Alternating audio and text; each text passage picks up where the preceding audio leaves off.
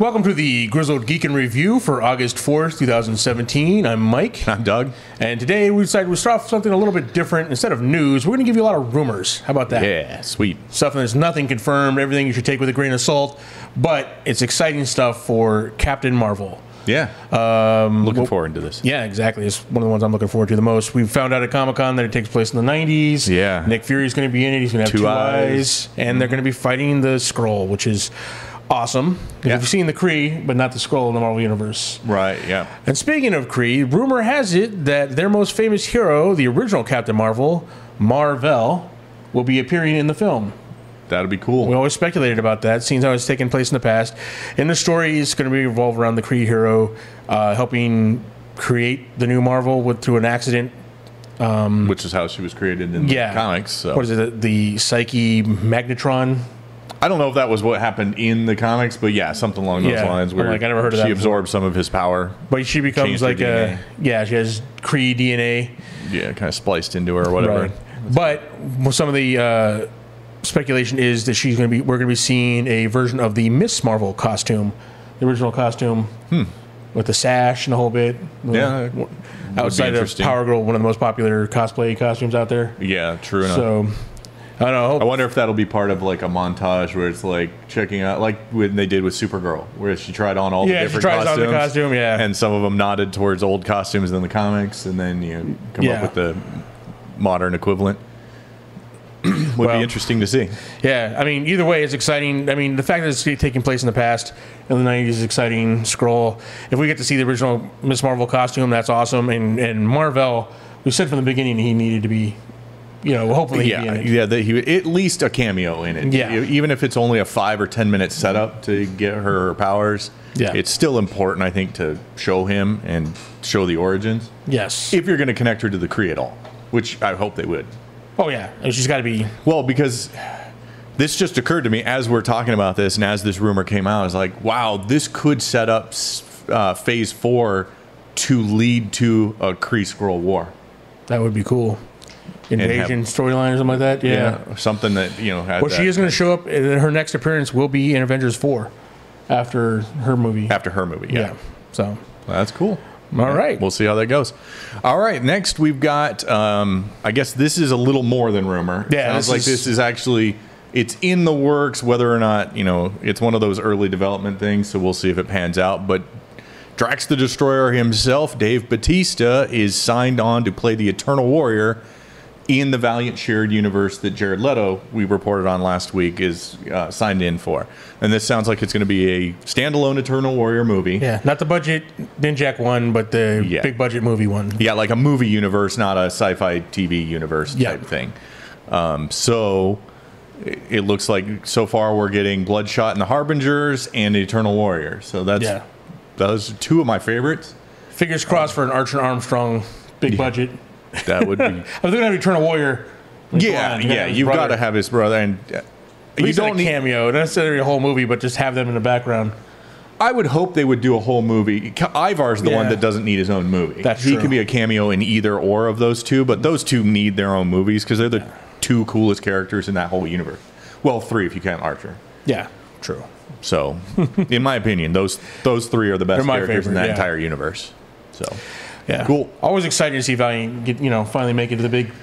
Yeah, they were really awesome in the 90s. They're experiencing a comeback now. They relaunched 2012, something like that. Yeah, I think so.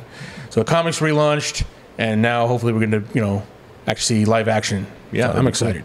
Cool. Speaking of live action adaptations, we have the Dark Tower opening this weekend. Yeah, now we're going tonight. Well, last night when this airs. Right, we've already seen it. Yeah. We'll tell you about it later. Yeah. No, it's not getting very good reviews. That's a bummer because it looks really cool. It looks really visually, cool. At least. Now, part of the problem is, and what I'm hoping a lot of the issues are, a lot of critics are having a hard time following the overall story, right? Yeah. And this is where an 88-minute runtime is a big problem, I think. For a series that took 8 books, was it? 7 books, yeah. So, but I mean, you figure if you're going to establish a universe, you want time to explain it, right? So I think a lot of the problem is there's not enough not enough of it. People don't understand exactly what about the world and what's going on. Right, yeah. For those of you Stephen King fans who've read the story like I have, you're probably going to love it. I mean, I'm excited about it. It looks amazing. But despite all those unfavorable, critics reviews, we're actually moving forward with the TV series. Now, originally back when Ron Howard was going to be doing the production, it was going to be broken down into 3 movies with 2 TV series in between. Right. And the TV series are going to be like flashbacks. It's already been confirmed. Well, rumored is that Idris Elba is going to be in the series, but probably more like an end cap kind of thing, because the series is going to be him when he's younger. Like the 4th book in the series, Wizard and Glass, was him telling a story about when his original quartet, his original team, when he was he first became a gunslinger and they were kids, which is a great story. And I mean, Jay Lee did a comic book version of that, which is amazing. So I'm super excited about that. If they can get a big budget TV, I mean, that'll probably do better than the movies will. But yeah, they're moving forward with it anyway. And they've got Glenn Mazzara to lead the TV. He was a showrunner for Walking Dead right after Darabont left. Okay. Like in season 2. Got it. Okay. And right before the Gimple took over. So he's had his hand in some really good TV. Right. So hopefully he can bring some of that Walking Dead magic on over into the Dark Tower series. Very cool. All right, and in Disney, going back to Disney, we've got the live-action Lion King has found its scar, it sounds like, in, I'm sorry if I butcher this name, but I'm going to give it my best shot, Chiwetel Ejiofor. Yeah. And he's going to take on the role of villain, or at least he's in talks to take on the role of villain. He played Mordo in Doctor Strange. He's also in the Serenity movie, the bad guy in the Serenity movie. Got it. Okay. So, yeah, he's a really good actor. He was 12 Years a Slave. I don't know why. Sadly, that gets $3 billion for the nerds. The nerds, yeah. Oh, and that other thing, little movie, 12 Years a Slave. Yeah, there you go. Yeah. So, I mean, hey, that's good. That's cool that they're getting another big name on board for this. So, yeah. I mean, it's going to be big. It is. It's going to be big. I'm sold on Disney live actions. After 2 really good outings, I'm pretty sold. The only one I'm a little iffy on is Aladdin with Will Smith as a genie. Yeah, I mean, I'll give him a chance. Well, I mean, yeah, I'll give him a chance, but I can't imagine. I mean, yeah, it's going to be hard to. You basically have to divorce that from Robin Williams. Yeah. Nobody's ever going to equal that role. Yeah. So you just have to go, reset. Yeah. Let's try something different. I see that, but this is such a far departure from Robin Williams. I'm not sure how it's going to turn out. That's true. I mean, I'm going to watch it, but we'll see.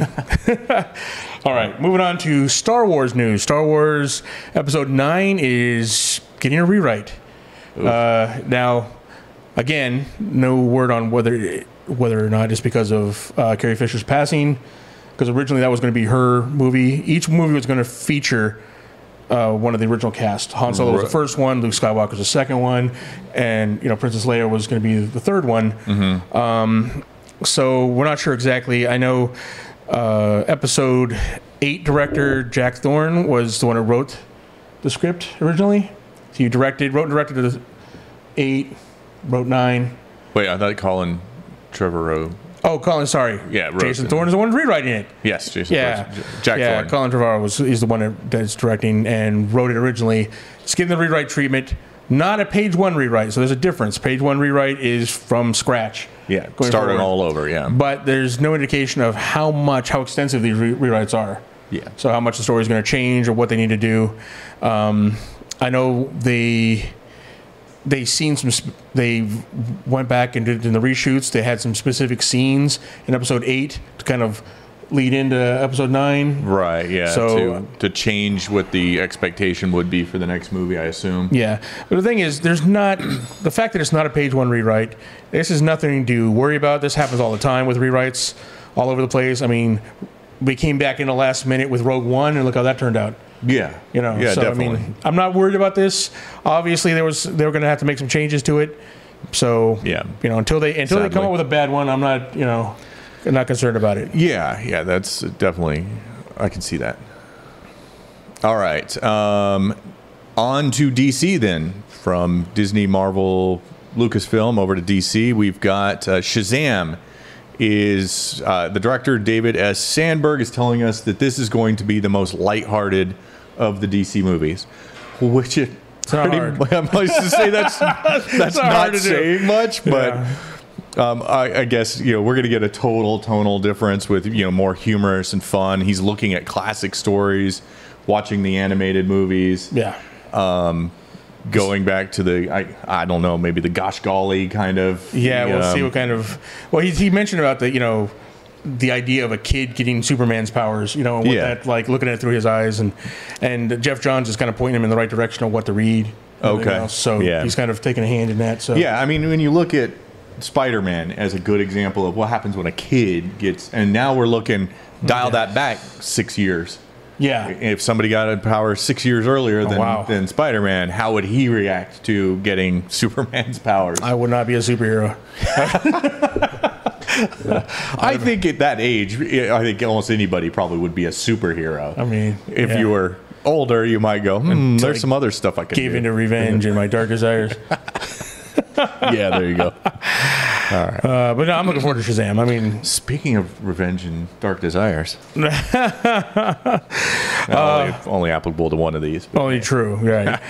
We got some news about the CW, the Arrowverse, CWverse, Berlantiverse. What do you want to call it? Whatever. Yeah. All of those work. All the awesome DC CW shows.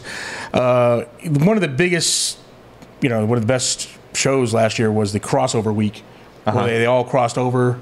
We got a whole week of crossovers between all of them. Right. They had to fight an alien threat.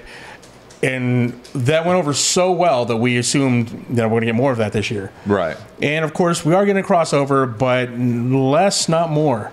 Interesting. This is a weird one. And not a whole crossover between all of them. They announced them. It's going to be around Thanksgiving. It's going to start off with Monday, November 27th. Supergirl and Arrow are going to cross over. Okay. And then Tuesday, November 28th, The Flash and Legends team up. It's interesting that they're mixing that up that way to the opposites, or not the people you would expect to. Let's do the power opposites for our first team up. Yeah, exactly. And then a little closer. Right. So they have, exactly. So and they've teamed up. You figure Flash and Supergirl were the first ones to team up, and they teamed up again. After that big week-long team up, they did like the musical episode, which we won't talk about. But I mean, it's only two, and not all of them together. So I don't know what that means. And no Black Lightning, so who's premiering this year as well. Oh yeah, so, all right, yeah, he's not going to be thrown, and he is a CW. Yeah, he's CW. So, Berlanti, I figured when they did team up, everyone kind of assumed that he was going to be involved in it. Have them all together. Why not? But that's what it's looking like. But we do have some more news.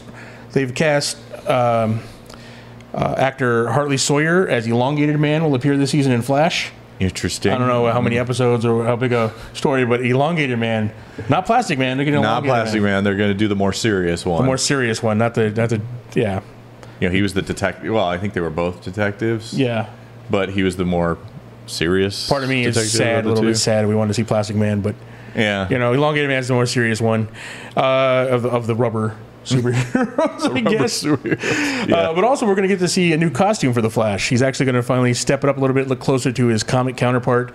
Last season, when he went to the future, we saw the future version of the Flash costume, which looked awesome. They decided to get a little closer to that now with the white emblem instead of the red. And going on. Well, I mean, they updated that before, but now he's going to have like the lightning on the arms and all right, cool. So a little more comic booky. So I'm excited about that. I'm excited about any of the CW stuff. I mean, it's sad that we're not going to get a huge crossover like before, but still something. Yeah, it's probably scheduling issues is why they're doing them. Maybe they're trying to keep something secret for the Black Lightning. That's true, maybe.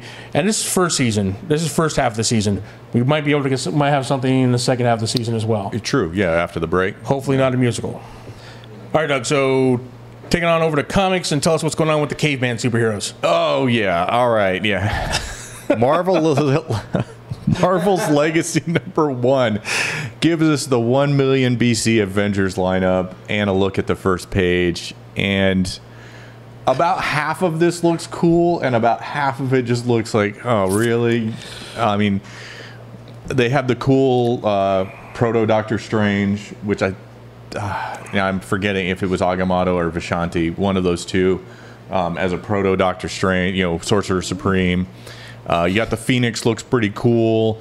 You've got Odin wielding Thor's hammer, which he looks cool, but it's kind of stupid, and we'll talk about that in a minute. Yeah. You've got a proto Black Panther, which, okay, cool. Starbrand looks like a Hulk type thing.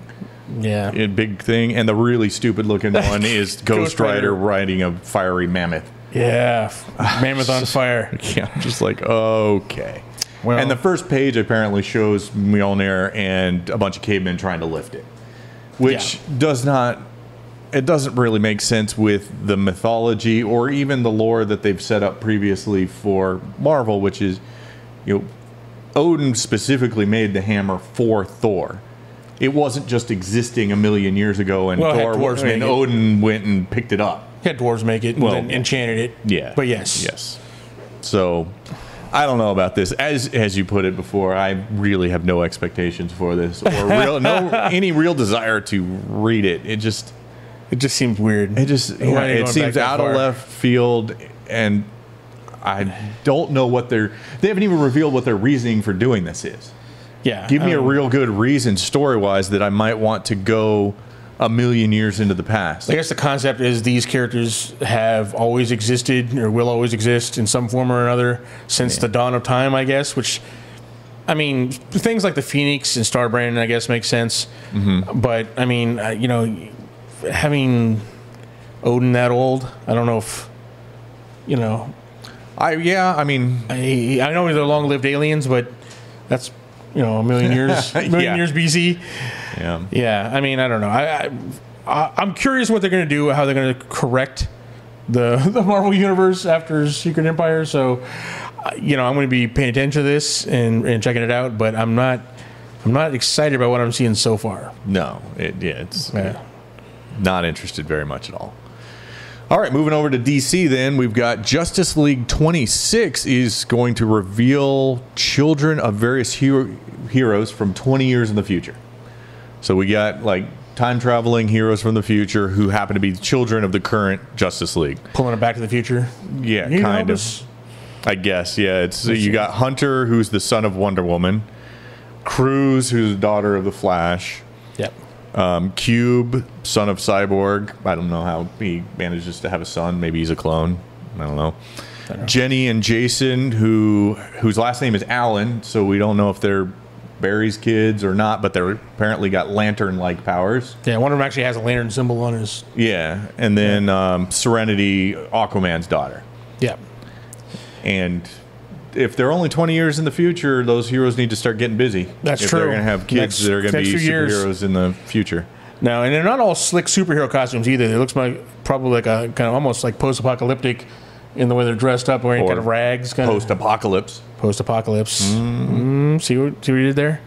Yeah. I mean, it's interesting. We'll see what's going on. I'm more interested in this than the metal thing that got going on. Yeah, that was a really weird... I mean, it sounds interesting. The metal story basically revolves around Batman and Hawkman way back in the past, researching the mystic metals that exist in the DC universe, and then that opens up some rift to a dark version of the universe. Yeah. Not one of the 52 parallel universes. It's like a dark universe. So who knows? We'll see. Could be cool. Yeah, I mean, we'll check it out.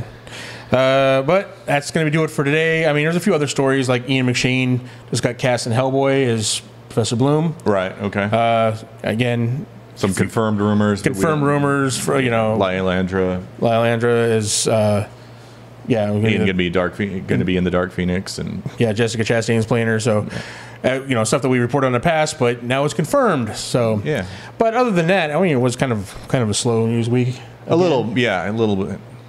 So, but anyway, we'll be back next week with more nerd news. Be sure to check out our other shows we have on here. They're growing. They're growing, yeah. We just added the Grizzled Game Master, where I give you tips on running your own games.